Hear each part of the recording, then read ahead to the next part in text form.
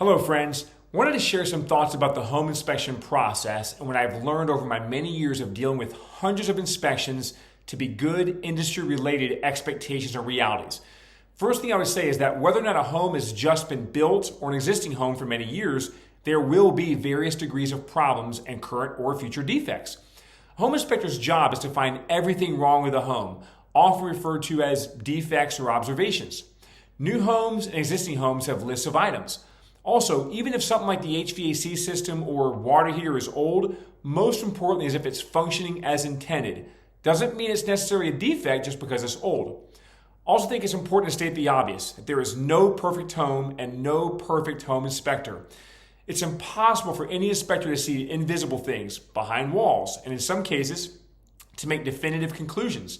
Inspectors can miss things, and inspectors can also be wrong about things that perhaps they may note as a potential issue when in fact it may not even be an issue at all. In some cases, further evaluation to professionally confirm something may be needed, such as a licensed contractor, maybe an air quality specialist, wood destroying insects professional, or maybe a structural engineer. I've often heard it said that there are two types of homes. Homes that have defects, problems, and those that will have problems. Welcome to home ownership.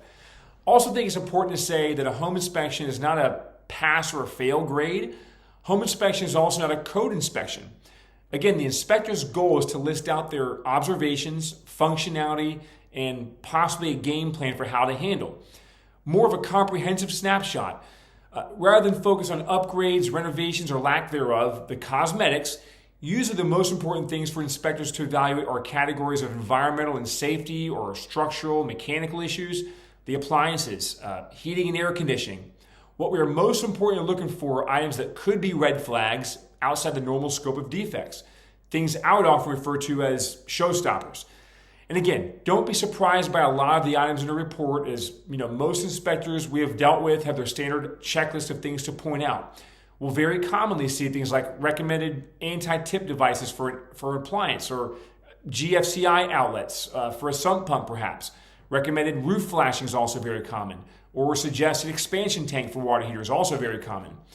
Besides a home inspection being a great due diligence evaluation of the most important issues that we know about in a home, there's also a tremendous value of an inspection report serving as a great blueprint, service manual if you will, on how to best take care of your home going forward. I love that for mine.